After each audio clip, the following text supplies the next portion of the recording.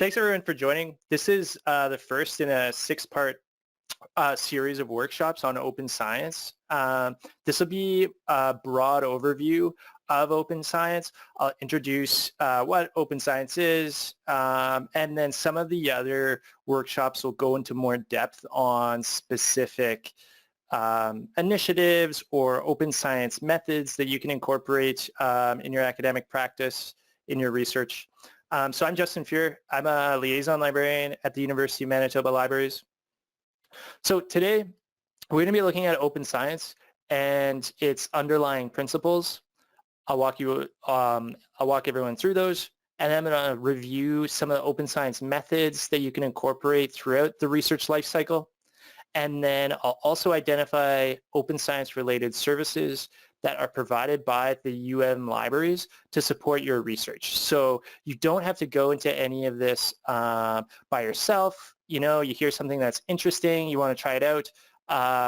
You don't have to worry about, I mean, you definitely can if you're interested in it, research it, find out more about it, but you can go to the libraries and we can help you with any of these. Hey, Michael's got a question. Okay. Doesn't actually. Michael. I'm not seeing anything in the question area. I just see a question mark actually. Oh, okay, it's an accident. No, all good. Yeah, Michael knows where the questions box is if anything comes up. Okay, so to check where everyone's at, your level of familiarity with with open science initiatives. If you could just go to open up a web browser, you type in menti.com, and then you just enter that code 215845-1.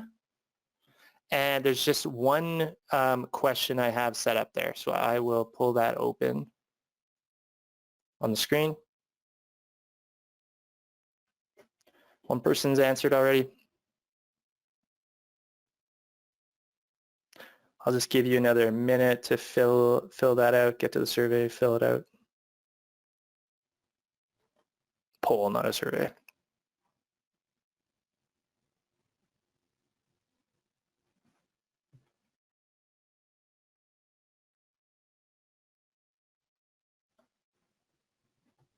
Okay, perfect.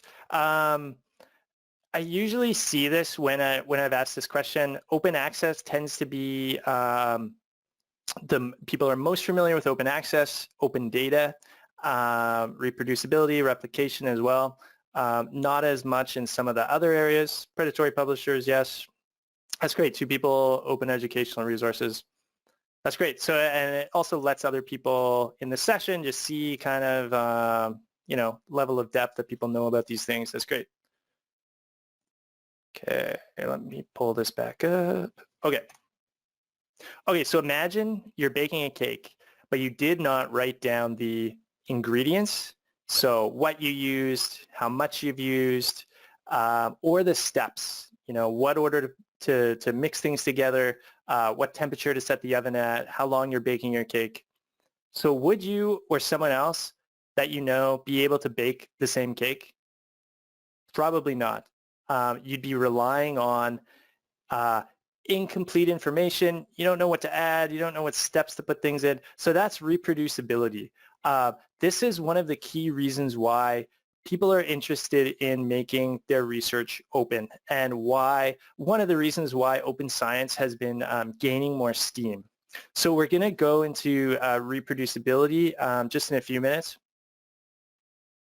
But this is where open science enters. Justin, there is a question here when you got a minute. Okay, let's. Okay, now I do have a question. Is this applicable mainly to natural sciences? What's the applicability to social sciences? I will touch on that in the next slide. The slide after this, actually. So open science is the practice of science in such a way that others can collaborate and contribute, where research data, lab notes, and other research processes are freely available under terms that enable reuse, redistribution, and reproduction of the research and its underlying data and methods. So that's a quote I really like from Foster Open Science. It really gets at encapsulates the whole open science movement.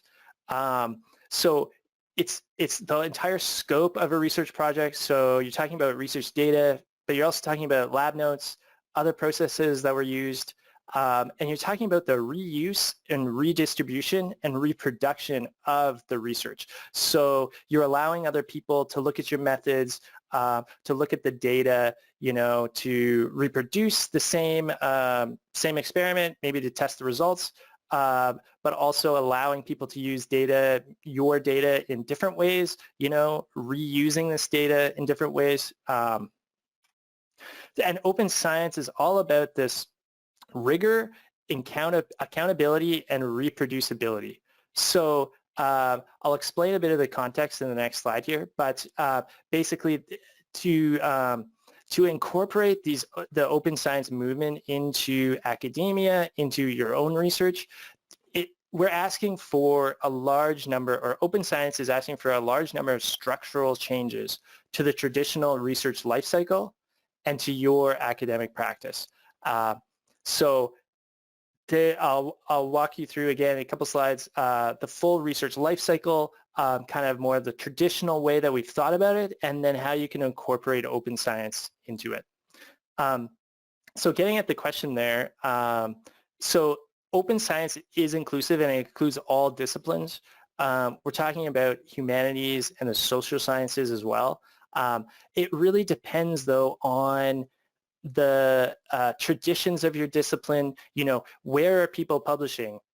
Are people publishing in only a couple really big journals that are owned by Wiley or Elsevier, some of these really big publishers? Or is there more of a tradition of publishing books, monographs? Maybe there's different publishers involved with that, but maybe open access, publishing open access is more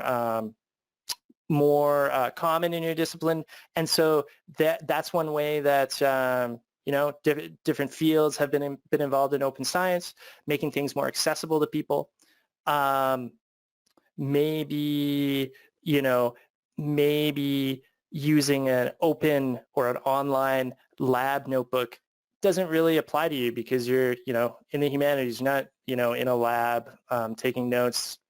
Your research involves going to archives or looking at other historical evidence. Well, some of these aspects of open science aren't going to apply. The other thing, while I bring that up, actually, one other thing to note is that open science isn't this all or nothing thing, right? So as I'm walking you through different ways you personally can incorporate some of these methods or initiatives into your research, into the way your workflows of your research, you don't have to do everything, right? Maybe you don't want to make your research data open for some reason, right? That's totally fine. But maybe you want to publish your article in an open access journal, right? So there's different ways you can incorporate these. Some are going to apply more to that quote unquote sciences, but a lot of these can be used across all disciplines. So one of the things why open science became more common or sprung up in the first place is there's something called the reproducibility crisis. So this refers to the inability of other researchers to recreate or reproduce a research study, whether that's some kind of experiment or whether that's using computational data to come up with some sort of doing statistical analysis, coming up with some sort of result. There's I'll walk you through the different ways that this exists, but basically it's becoming hard, if not impossible, to recreate research studies, and this is becoming more and more common. There's incomplete methods, documentation on methods. There's, different way people are kind of picking and choosing the data they use. So even if someone has, a full set of their data, they've made their research data open, They're picking and choosing. There's no way to know, to recreate, get to the same result that those researchers had originally found, because they've kind of cut a lot of corners in their research, right? So why is this, right? Why don't people, have more documentation on their methods? Why are they kind of taking these shortcuts with their analysis? Well, there's pressure to be promoted and get tenure, and by extension, there's pressure to publish. So people need to get published, right? There's, that common saying, publish or perish. Well, people want to get published. How do you do that quickly? Well, you have cutting edge results, right? Like new results, fresh results that people get excited about, that show, something really interesting in the field. But how do you get that? Well, they, kind of pick and choose their data. Maybe they're looking at their data first before they create a hypothesis, that sort of thing. And this relates to journals as well. Journals, the field of academic journals, or the area of academic journals, is becoming more commercialized. So journals want to make money. They're publishers. They need profit, right? And one of the best ways to do that is to get people to read and buy and cite their journal. But to do that, they need important, novel, they need clear papers, they need new hypotheses, so fresh research, and they don't want to spend too much. So they want short articles that are, easy to read, easy to edit. They want reviews that are quick. They don't want papers spending a long time in peer review or fact checking. This stuff takes time and money, and even though a lot of this stuff is done by volunteers, the coordination takes time and effort, and so that's where you run into these problems with research studies, right? And then you can't reproduce them because the information just doesn't exist. It's not there. So like I was saying, there's an increase in commerciality of academia, right? So in kind of opposition to this, people want to increase access to publications and research data, along with not being able to recreate these research studies. People want to just read what's happening in their field, right? They want to stay up to date. Well, doing that is absurdly expensive in some cases if you don't have affiliation with an institution like the U of M, for example. So the U of M Libraries gets money, and we spend it on these subscriptions to academic journals, and we get access to them, right? So now you have to log in with your U of M credentials, and you can access these journals. I think if you've ever been on most people know what I'm talking about, where if you haven't been logged in and you're just on the article page, it says, buy this article for $44.99 or $49.99, sorry, something like that, right? So that's the reality of the matter if you don't have affiliation with a big research institution. And the thing that makes this really problematic is researchers are getting public funding for their research. In Canada, through the tri-agencies, they're getting grant funding to conduct research in the first place, which is great. That's really good. But then when the researchers want to share their results, they're writing up a journal, they're writing up a manuscript, and they want to get that published to communicate with their peers on what they found. But to do that, it goes back to that publish, right? So publish or perish. So not only do they want to get published, but they want to get published in a journal that has clout, that's a significant journal in their field. And then it goes back to those publishers, right? It's the same thing. They own most of these big journals. So that's the context we're talking about, where the whole idea is to open things up, right? To unlock this gate of this research that people will then be able to freely use the research data. They'll be able to read what's going on. And it's in this context of open in general, right? The same sort of things happening in software development. You have these independent, not-for-profit organizations that are creating open source software that other people can use the code. They can look at the source code. They can use pieces of it. They can enhance it, make it better. Same sort of thing in media, right? Film, television, these sorts of things are owned by massive corporations. But you can see where in certain aspects of media, like photography or images, for example, and art, there's different types of licensing now that's springing up, like Creative Commons, where the creator of the media is allowing people to use it, to remix it, to use it in different ways, right? Giving credit, of course, but it spurs innovation across the field, right? So you can start to see this in other areas other than academia. But I wanted to walk everyone through this research life cycle based on the hypothetico-deductive model. But basically, you're at the very start of a research project, right? You have a concept. So you're defining a research question. You have something you want to answer. And from there, you're developing a hypothesis. Well, you'll need to show that the hypothesis is true or false. So you're coming up with a method to do that. So you're identifying your samples. You're coming up with research instruments like surveys, thinking about how you want to measure or experiment, right? You're planning your experiments. Then you need to collect your data. You're observing or you're measuring or you're experimenting, however you're collecting that data. Then you're synthesizing it. Analyzing it, you're looking for patterns or statistically significant information in there, and you're evaluating it. Oh, what does this tell us? That sort of thing. And then you're communicating that, right? You're writing something maybe, and you're communicating it in some way. You're publishing it.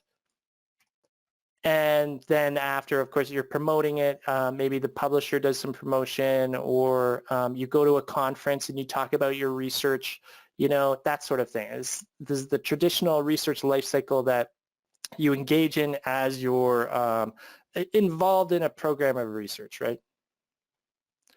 But the thing is, there's a lot that can go wrong here in this cycle. So when you're coming up with a concept, maybe you don't recognize some sort of, cognitive bias, or maybe you don't control for it, right? Maybe that it, takes too long or it's too expensive. When you're thinking about how you're gonna do this experiment, maybe the design is off, right? Maybe things aren't randomized properly or blinded in the right way. In terms of collection and analysis, you need quality control to make sure that things are being collected appropriately, ethically, and having insufficient sampling or low statistical power. This can lead to kind of these false negatives and positives where you think you found something interesting or novel, but then, of course, you don't have a great enough sample, right? It's not representative of this population that you're looking at. Another thing called p-hacking. So this is where your findings, you're only using the data that is that you find significant, right? You're discarding other data that's maybe doesn't show exactly what you want it to show. So you kind of just either pretend you didn't collect it, or you don't use that in your analysis for one reason or another. It's also called data dredging. There's also harking, right? So it stands for hypothesizing after the results are known. So that's why that arrow goes back to concept there. So when you're coming up with your concept, you're coming up with your hypothesis, seeing if it's true or false. But if you're harking, it's not really, you're not really testing things in the right way, right? You already know the result, and then you're going to come up with a hypothesis at that point. There's also something called publication bias. So in terms of research that's conducted, it's massive, right? Tons of research conducted all the time. But in terms of what's published, it's not really representative of the amount of research that's actually being conducted. People call it the file drawer problem. So people are only publishing when there's something novel, when there's something new, you know, where they find something really interesting, whereas all those other times where something's proven false or, you know, is just kind of not interesting research, you know, that's kind of just filed away in the drawer, right? But so it's not really so what's out there, right? Maybe not representative of the full scope of research that's being conducted, right? Not maybe there's too high a percentage of you know, novel research, right? But then there's also a lack of data sharing, lack of replication, like we were talking about before. I'll walk you through that in just a few minutes here.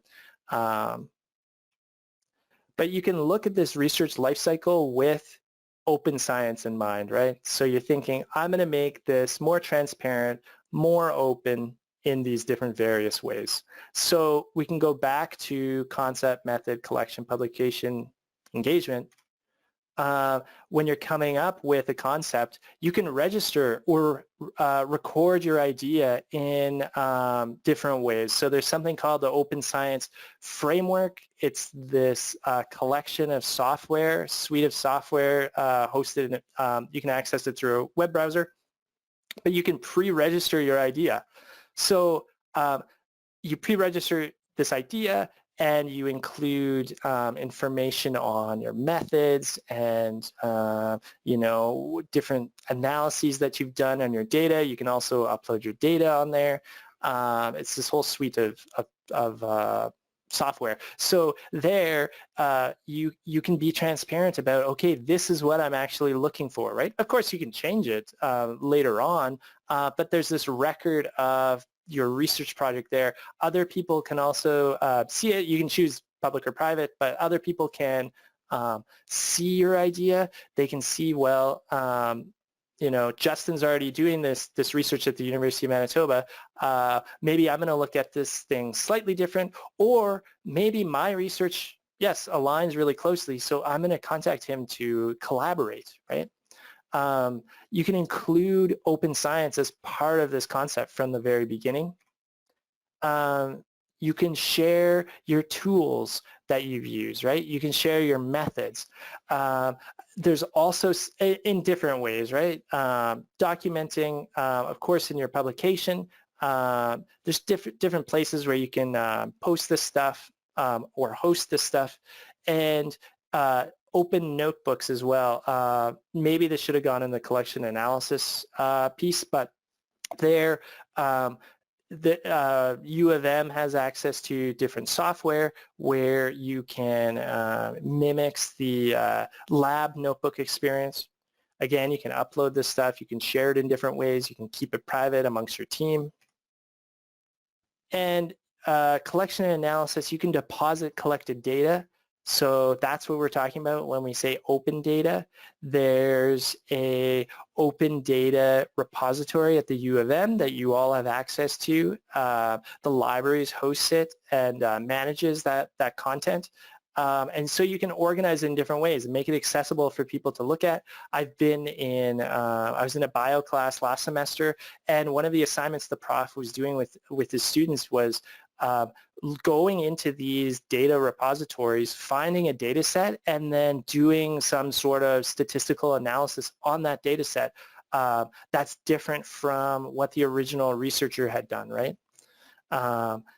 It just encourages other people to experiment, explore, maybe without the cost of having to go out to observe, you know, fish in a certain pond or lake or things like that. And then also transparency about analysis. Writing that into your manuscript, of course, but there's different ways also of, you know, keeping track of that information. Then when you're going to publish or communicate You're going to share your publication data openly. This can get a little complicated. There's a session coming up next week. I'll talk a little bit more about the different workshop or series in this, or workshops in this series, sorry. But there's one on open access next week. Unpack that a little bit. It can be a little difficult to wrap your head around, or complicated in different ways. But basically, traditionally, libraries or whoever's using the journal article or journal is going to have to be paying some kind of fee. Either the libraries subscribes to something, pay a yearly fee, or you're buying these articles, one-off, or you're subscribing to the journal as a personal user. Whereas open access, it transfers that fee onto the authors, so they can build this fee into any grant proposals. They can get money for this, and then they're paying basically to have the article open and free for people to read. There's different levels of that. Sometimes you can pay a fee and it's just open, right? And sometimes you'll pay a fee, but the research won't be able to become open and free until after a certain embargo period. But Maureen will be walking people through that next week if you wanted more information about open access. Same sort of thing with open data, although that's not published in the same way, of course. But there's different platforms to host your data on, like I was talking about, Dataverse at the University of Manitoba.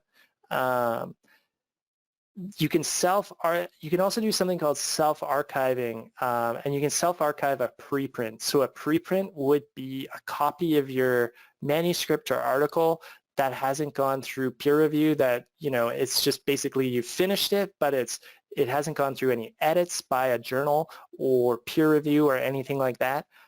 Once you start going down that road, whatever journal or publisher you're going with usually retains the rights over that document at that point, but some allow you to, it depends on different agreements with journals, but some allow you to deposit this preprint into a repository. So there's subject repositories, which are on a certain field or discipline, and there's institutional repositories. So the University of Manitoba has an institutional repository that we allow basically anyone that's part of the U of M community, so students and faculty, researchers, to be able to deposit these preprints, and then people can find them as well. It's basically like searching our library catalog, and then you'd be able to find these documents, and people can access them in that way. Of course, that would be considered open access, right?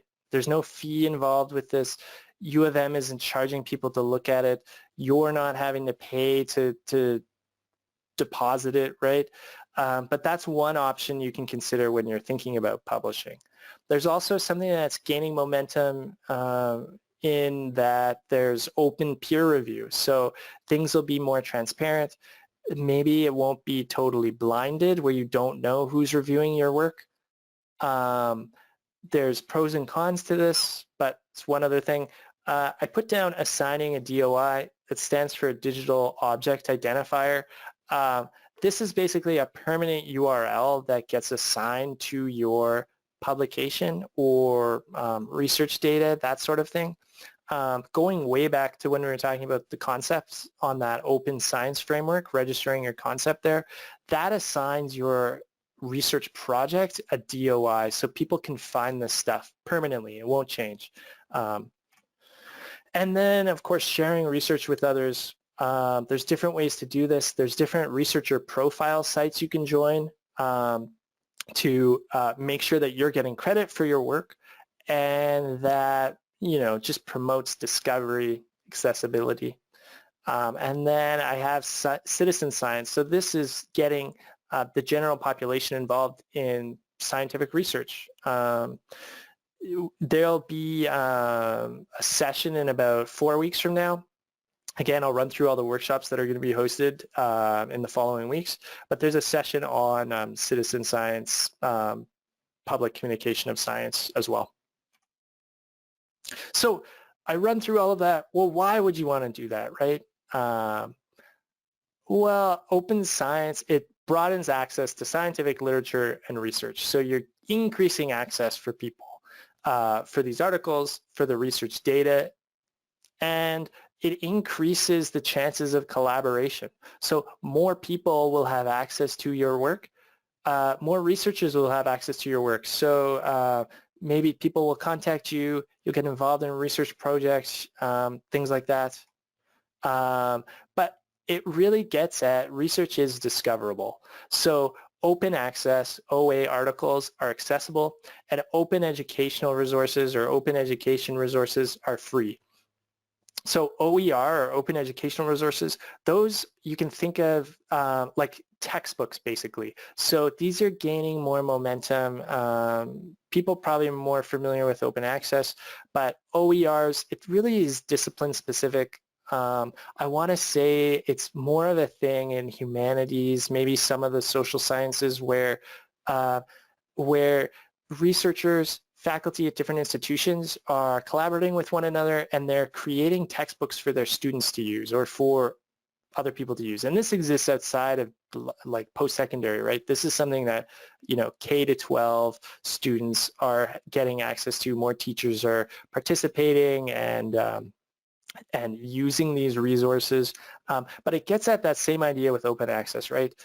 Textbooks are traditionally, same sort of thing, right? Owned by massive publishers. They're very expensive to buy.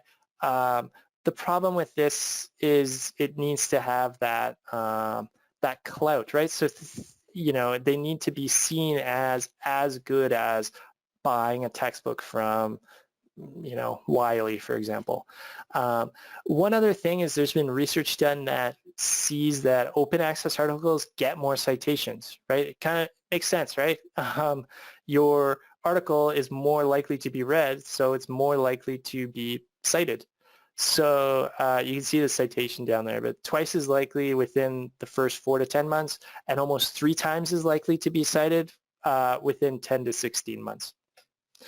And research is reproducible. So that is really getting at what we started with at the very beginning of the session, right?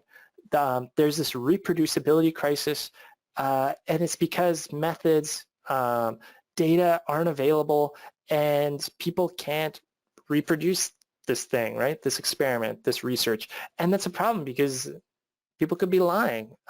Maybe something really is too good to be true, right? Open science allows researchers to build on previous work through this reproducibility, but also replicability. And I'll just we'll take a little sidebar here just for a second, but I wanted to run people through reproducibility versus replicability. So this is taken from the National Academies of Sciences, Engineering, and Medicine. There is a bit of a argument over what these words mean. They refer to reproducibility and replicability we're talking about. They refer to similar but distinct things, right? So reproducibility, and again, this is taken from that National Academies in the States, but reproducibility is a different team, different research team, but the same experimental setup. So you can think of it as the repetition of a research study with the same input data, methods, and variables to determine whether the same results apply. So is the data analysis transparent enough to check? And if so if you can run this experiment again, do the same results apply? But that's different from replicability, where you're having a different team, again, well, same as this, right? Reproducibility, different teams, both have different teams, but this is a different experimental setup. So you're having different data that you're looking at, but it's with the intent of answering the same scientific question and with the same methods, but different input data, variables, subjects, that sort of thing. So you can think of it different sample of participants or time or place. They're modifying these things, but in the end, can the result be found at this new study context? So some people use these terms interchangeably, so you have to watch out for that, of course, but This is the more accepted definition of these two terms. But basically, what does this all mean for you? What does this mean for your academic practice? It means a few things. It means changing your habits. So we're asking for upfront time, but technology can help in certain respects, make things go quicker. Maybe there's, a bit of a learning curve, but then once you have technology down, software down, maybe you're only using one new piece of software in your research, right? You're using maybe a open notebook, something like that. Technology can actually speed up the process. Also have to change your reward system. And we're talking about publishers as well here. So editors prefer a neat and tidy article, right, that tells a story. They want short articles.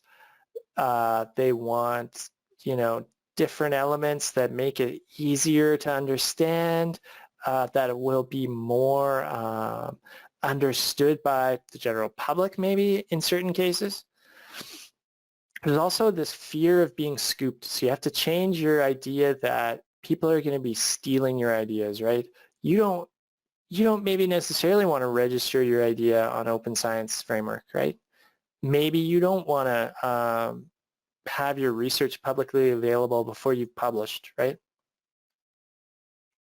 But you gain discoverability, collaboration, and transparency for your field discipline as a whole.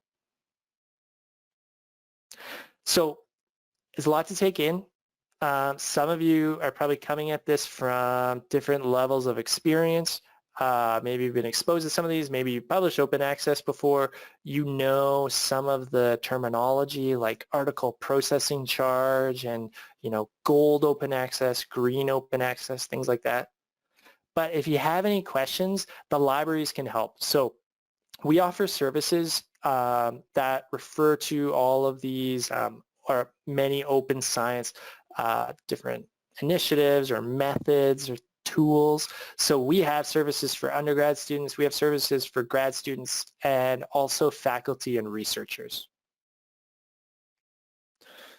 So when we're talking about undergrads, some of this stuff may be way too early, right, for their studies. They probably don't care too much about open science at this stage, but maybe they do. But we're always available for consultations. Students can talk to their subject librarians. If any of you have any students that show an interest in this, the University of Manitoba also runs a number of open access journals that are run by students. They have their own editorial editors, editorial board, different ways of publishing their articles. If you're interested in that, I can send a link. You can have a look. They're all gathered on one web page. The libraries host them. For grad students, again, consultations. They can talk to their liaison librarian or other librarians or library staff that have expertise in these different areas. We have repository support. So we, like I was saying, we manage MSpace. If anyone has heard of that, or it's our institutional repository, and then Dataverse. Dataverse fairly recent in the last few years, so that's, again, collecting that research data and making it open. Again, there's different permissions you can put on that. So when I say open, it's not like I'm depositing my research data and now everyone can read it around the world, right? There's different levels that we can set this stuff at, and of course, whatever you need, you can ask for in that respect. We can also help grad students or faculty and researchers set up researcher profiles, get an ORCID ID going, link that to Scopus, link that to Web of Science, and then if you need any support with data management while you're writing your thesis or your dissertation, there's actually policies where you have to deposit those things at MSpace as a grad student. And then finally, faculty researchers. So typically these are the people that are coming to the library, that we see coming to the library and getting help with these different aspects of open research, open science. So the same sort of thing as grad students. And then if you're looking for a place to publish, we can, you can consult with us, ask us any questions on open access, what different fees are for, how to maybe get discounts on fees, that sort of thing. We can walk you through all of that, help you find a place to publish, or maybe you already have a place to publish but needed some information on the terminology or how the different financial pieces work. And then presentations as well. If you have a class, if you have students and you're thinking about, introducing them to some of this stuff, we can come in, we can give short presentation, long presentation. That's very common for us to come into these classes and do some library instruction. Okay, so I'm just going to pull up this research cycle. I'm going to see if anyone has any questions on any of these. Just take a drink of water while I wait.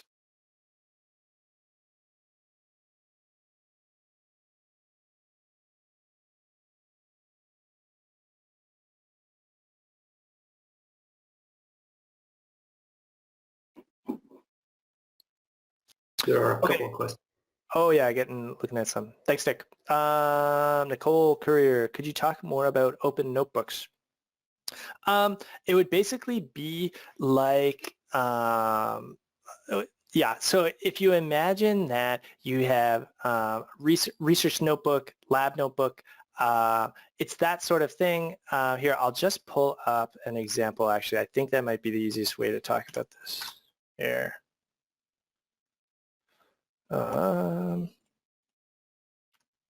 It's in full screen, but okay,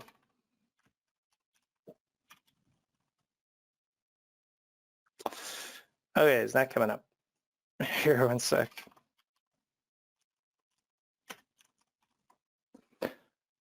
So one of the most common is this called Jupyter.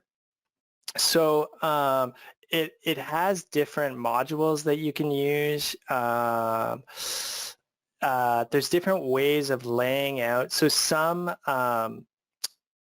journals, or a way to publish, to edit your publication before it comes out, is you use different types of, sorry, I'm just trying to think here. You use different types of like code, or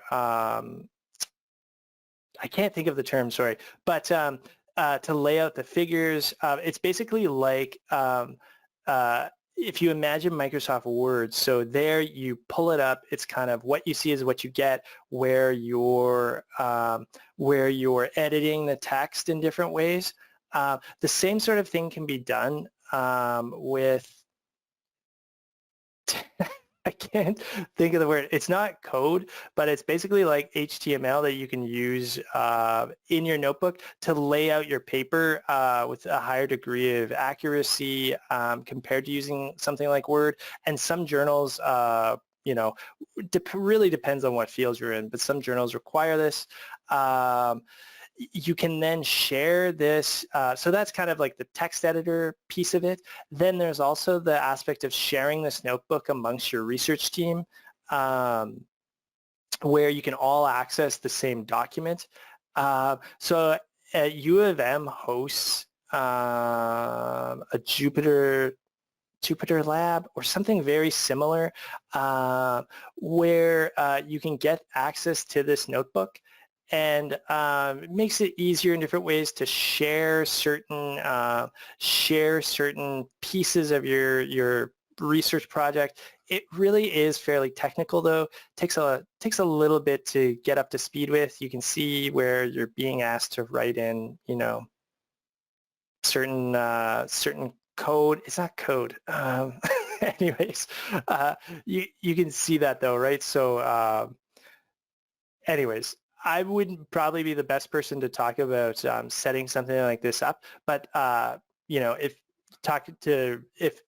maybe Nicole Courier isn't going to be setting up this notebook, but the research services would be the people to talk about when you'd want to get something like started up, and just some more information as well.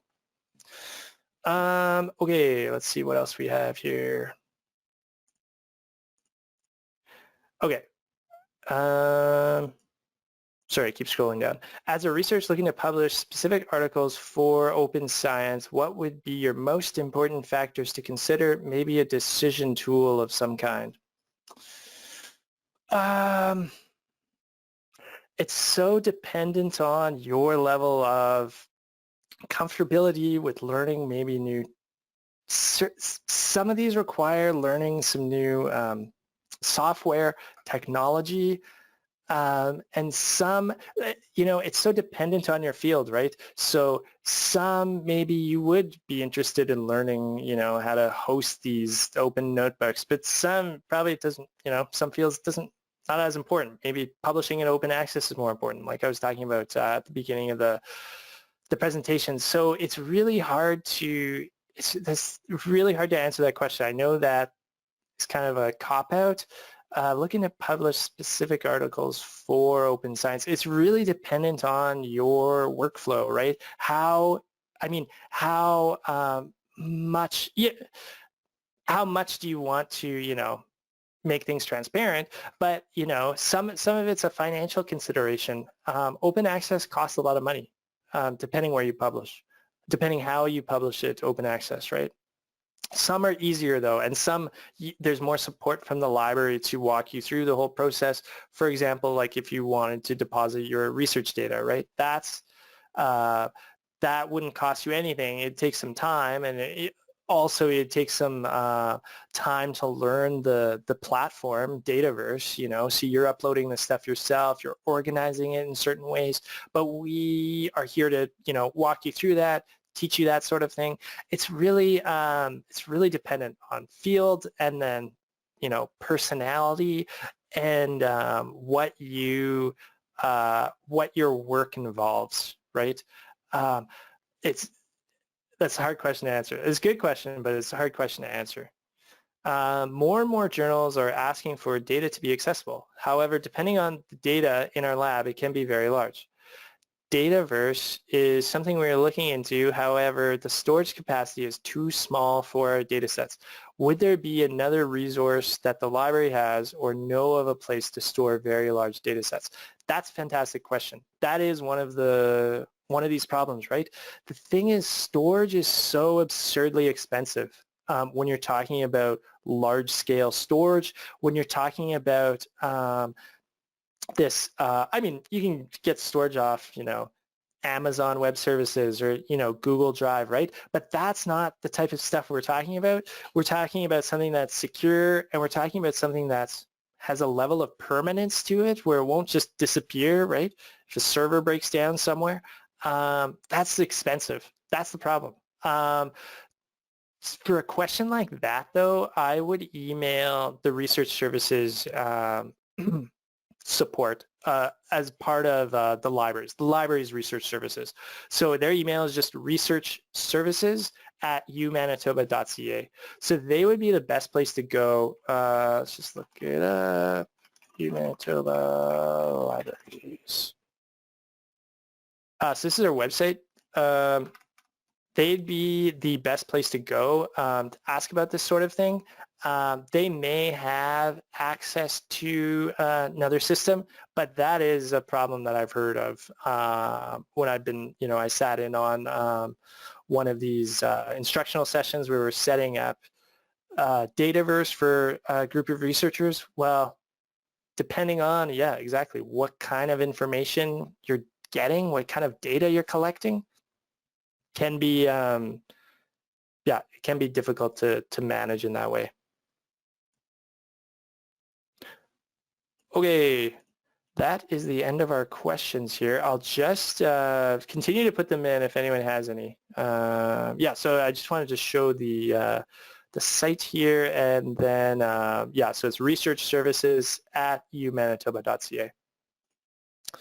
Okay, so continue to write any questions anyone has. I just wanted to show the other workshops in this series that are coming up.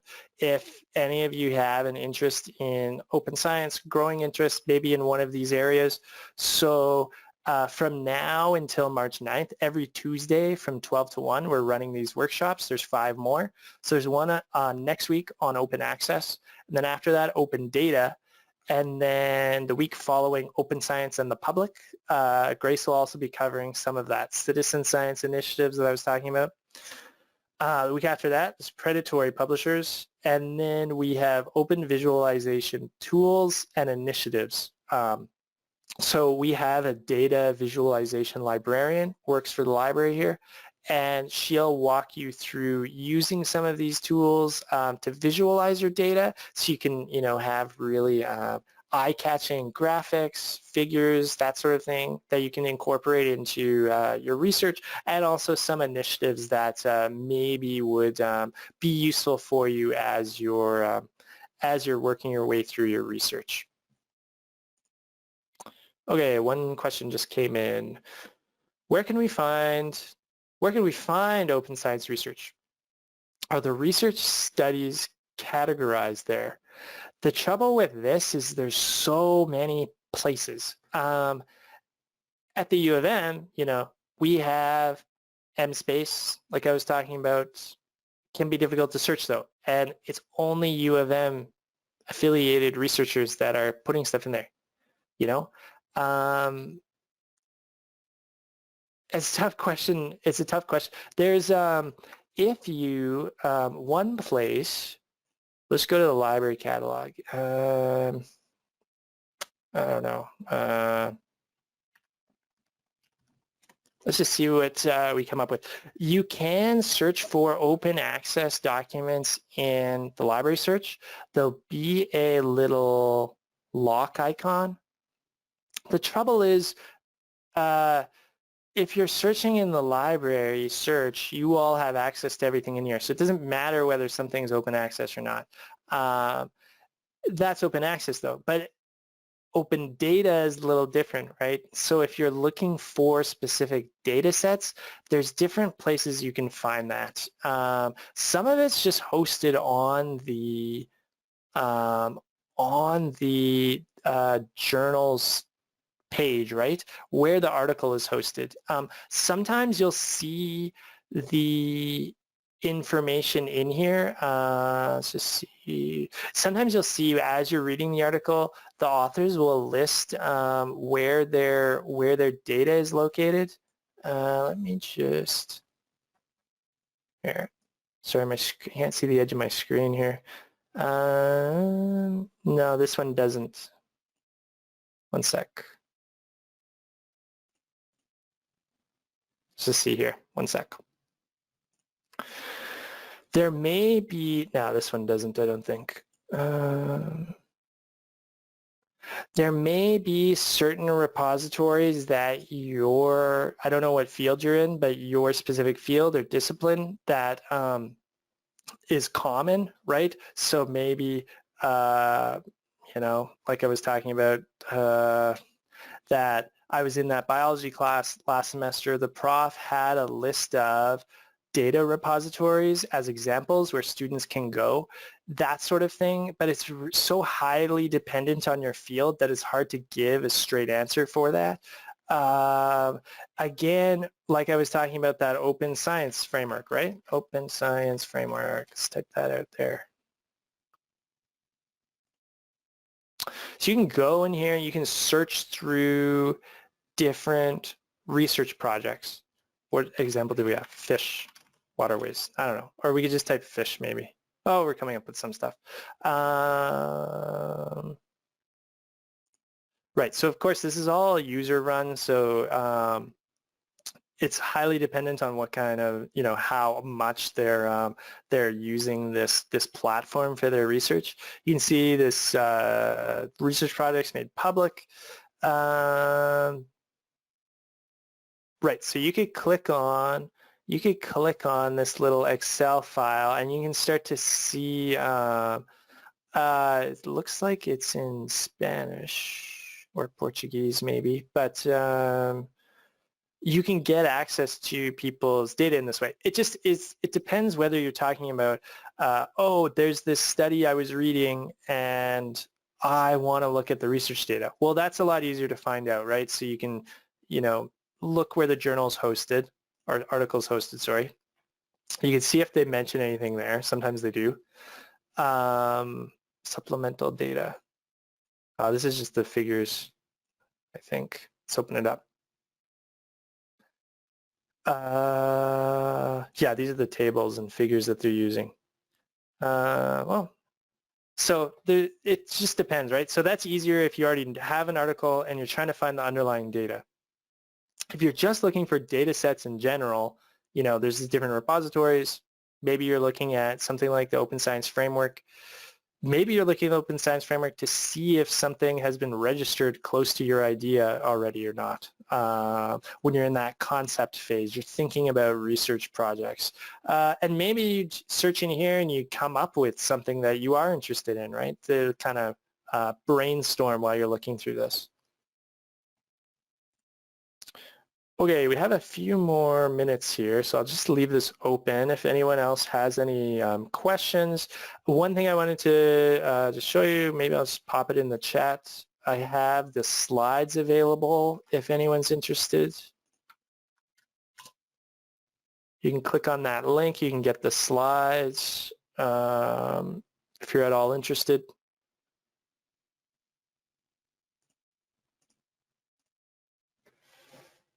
So thanks for attending, everyone. It's been a great, quick, fairly quick overview on things, but hope that it got you at least thinking about why you'd use open science. And if you're curious about any of this stuff, please reach out. Reach out to me, reach out to the Research Services Department of the libraries. We'd be happy to help. So I hope everyone has a great day. I'll just stay around for a few more minutes if anyone has any lingering questions. But thanks so much for attending.